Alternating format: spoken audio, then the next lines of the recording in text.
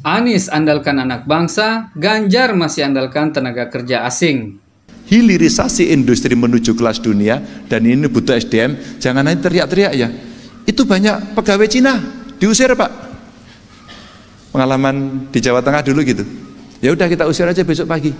Tapi kamu bisa gantikan nggak? Kalau saya bicara belak-belakan, nggak ada kita bicara. Penyelesaian proyek Jakarta International Stadium atau JIS ada di era Anies Baswedan.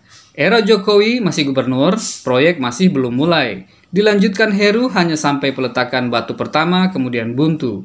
Era Anies Baswedan, Jakarta International Stadium dimulai dan akhirnya selesai. Alhamdulillah. Anies dengan bangga berucap pengerjaan JIS hingga selesai tidak ada menggunakan tenaga kerja asing, 1000% karya anak bangsa. Coba kita ingat kembali pandangan petugas partai Ganjar soal proyek-proyek skala besar dengan bangga mengatakan, tenaga kerja asing kita usir, kamu bisa gantikan ndak? Harusnya Indonesia malu kalau sudah ada bukti proyek skala besar yang berhasil diselesaikan anak bangsa, sementara masih ada capres yang andalkan tenaga kerja asing. Mubazir. Kerja kasar di bawah, tapi apa yang terjadi? Itu yang namanya kebanggaan atas sebuah proyek yang dikerjakan anak bangsa. Dan itu menular, bukan hanya yang di atas, semua yang di bawah pun merasa this is mine, this is ours, ini punya kita. Teman-teman sekalian, Bapak-Ibu sekalian, semangat itu yang harus dikembalikan di Republik ini. Ketika kita melihat proyek raksasa dibangun, pada saat ini kita harus mengatakan, kok bukan kita yang mengerjakan? Kenapa kita hanya jadi penonton di tanah kita sendiri? Inilah perubahan, sudah saatnya kita kerjakan itu sendirian. Usir, kamu bisa gantikan ndak? Harusnya Indonesia malu. Walah, dul.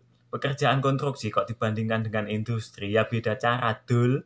Pekerjaan konstruksi itu memasang sesuatu yang sudah didesain. Sedangkan JIS itu yang desain juga orang luar negeri, yang masang orang Indonesia. Kok bisa disebut karya anak bangsa? Lucu, dul. Sedangkan industri itu tempat pengolahan. Sedangkan Indonesia belum mempunyai teknologi yang canggih untuk mengolah bahan yang ada di Indonesia, terutama hasil bumi. Karena selama ini Indonesia masih memakai teknologi dari luar negeri, makanya untuk menjalankan teknologi tersebut membutuhkan tenaga asing dan dibantu tenaga lokal.